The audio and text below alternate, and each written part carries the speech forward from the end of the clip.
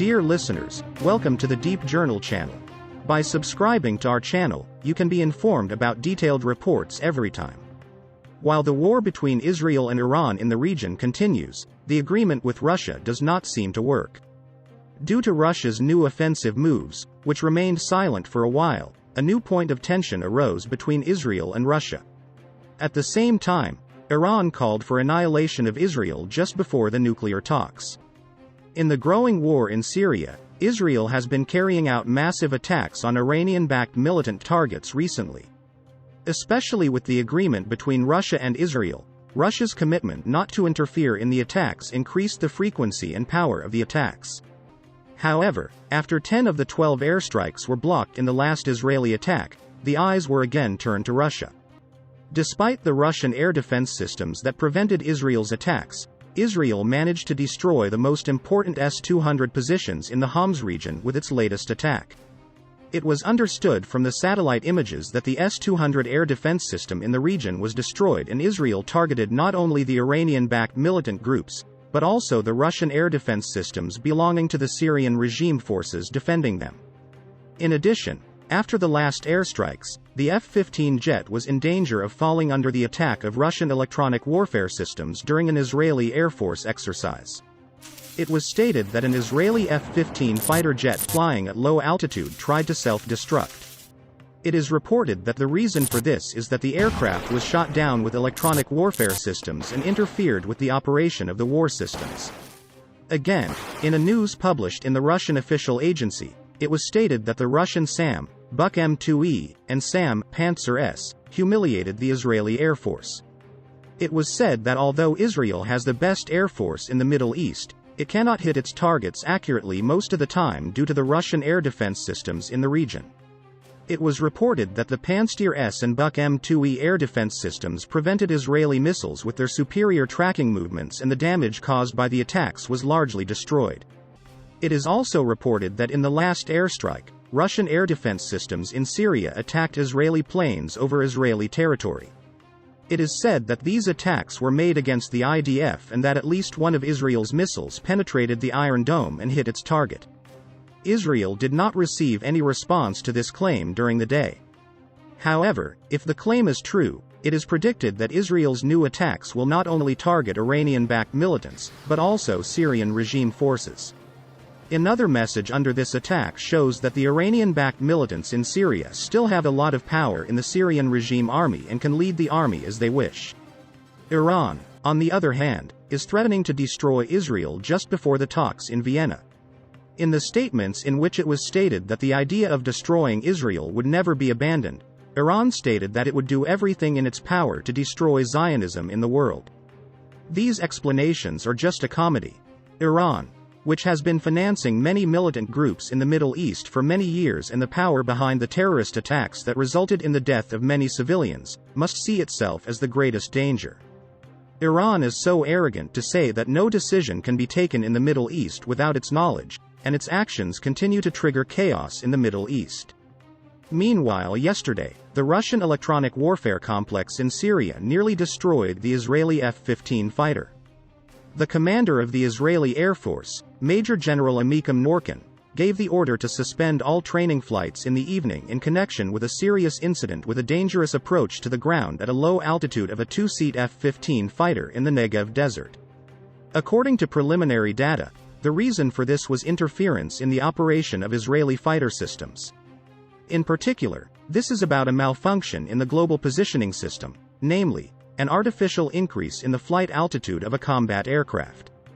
At the moment, it is known that unidentified electronic warfare systems are located in the southern part of Syria, which, as expected, have made adjustments to the operation of the onboard systems of Israeli combat aircraft. It is known that this is not about a pilot error, which was established through studying the operation of flight recorders. The systems really showed that the plane was at a much higher altitude. Moreover, a similar problem was identified with other Israeli fighters, whose flights are now stopped until the true reasons for what happened are clarified. According to experts, the situation involved the spoofing, i.e. transfer of fake data to the onboard systems of the aircraft. In particular, this is about flight altitude. Remarkable is the fact that this happened after the next raid of Israeli military aircraft on Syria. However, this also has a certain peculiarity. Taking into account the distance from the Syrian borders, only powerful electronic warfare systems could operate. This does not exclude the possibility that the Syrian army could receive Russian complexes of the Krasuka family. IAF Commander Major General Emikim Norkin ordered the halt in training after a pilot failed to notice he had lost altitude and was approaching the ground. A halt in training exercises was issued for Israeli Air Force IAF squadrons on Wednesday, following a security incident in an IAF base in southern Israel. IAF Commander Major General Emikim Norkin ordered the halt in training after a pilot, during an exercise in avoiding aerial and ground threats, failed to notice he had lost altitude and was approaching the ground. The navigator on board the aircraft noticed the descent and alerted the pilot to increase the aircraft's altitude. The exercise in avoiding aerial and ground threats was immediately stopped following the incident, which is being investigated.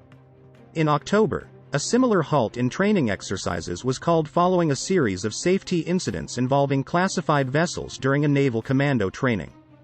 2 serious incidents took place in the technical squadron in Shayatit 13. In one, a soldier was seriously injured in a fire in one of the vessels during routine care, and in another incident, a female soldier's finger was cut off. Training was stopped for a week in order to draw lessons in the areas of safety in the elite unit. Following an investigation of the incidents, a combat officer with the rank of major who commanded one of the vessels and was responsible for the professional field in the unit, was removed from his position in the unit and placed in another position outside the naval commando in the naval arm.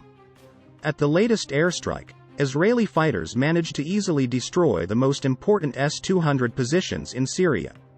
2 missiles successfully struck the most important Russian air defense positions in the Homs area, destroying at least one anti-aircraft missile complex S-200.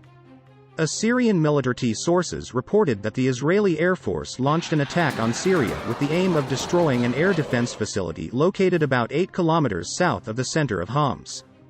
The consequences of this raid are recorded on satellite images. An Israeli newspaper reported that there is at least one S-200 long-range anti-aircraft missile system produced during the Soviet era on the aforementioned battlefield, and that it was the target of an Israeli airstrike. The 5N-62 S-200 fire control radar and at least one 5P-72 launcher were hit. The source added that Israel also hit an unidentified target along the highway connecting the city of Homs with the city of Tripoli in northern Lebanon. Also, according to Israeli media reports, at least one Syrian anti-aircraft missile managed to break through the area of Israel's air defense systems. Judging by the trajectory of the missile and the zone of attack of the IDF Air Force, it was the Israeli fighter that was attacked. However, it was not possible to shoot down the Israeli fighter. The rocket exploded near Haifa without causing any material damage. Israel has not yet commented on the attack on its fighters. However, apparently, Damascus is serious about reacting to the IDF attacks. We will not back off from annihilation of Israel, even 1 millimeter. The spokesman for the Islamic Republic of Iran's armed forces, Brig. General Abolfazl Shakarchi, on Saturday urged the total elimination of the Jewish state during an interview with an Iranian regime-controlled media outlet. We will not back off from the annihilation of Israel, even 1 millimeter. We want to destroy Zionism in the world, Shakarchi told the Iranian Students News Agency. Shakarchi's genocidal anti-Semitic remarks come just days before the nuclear talks are set to restart in Vienna Monday on curbing the Islamic Republic of Iran's illicit nuclear program. The United States and other world powers are seeking to provide Tehran with economic sanctions relief in exchange for temporary restrictions on its atomic program. Israel and other countries believe Iran's regime seeks to build a nuclear weapons device. The Iranian general also blasted Bahrain and the United Arab Emirates for normalizing diplomatic relations with Israel, terming the diplomacy intolerable for Iran's clerical regime. Saudi Arabia, Bahrain, UAE and other countries considered as Muslims, for us they part of the Zionist regime and this is very important, said Shakarchi.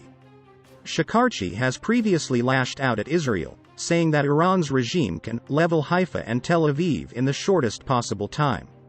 The US under both Democratic and Republican administrations has classified Iran's regime as the world's worst state sponsor of terrorism. The U.S. State Department said last year that the Islamic Republic is the top state sponsor of anti-Semitism. Sheena Vajudi, an Iranian dissident who fled the Islamic Republic and now lives in Germany, told the Jerusalem Post that a normal Iranian government, made by the Iranian people, would try to normalize ties with Israel. We could have great deals which can help both nations.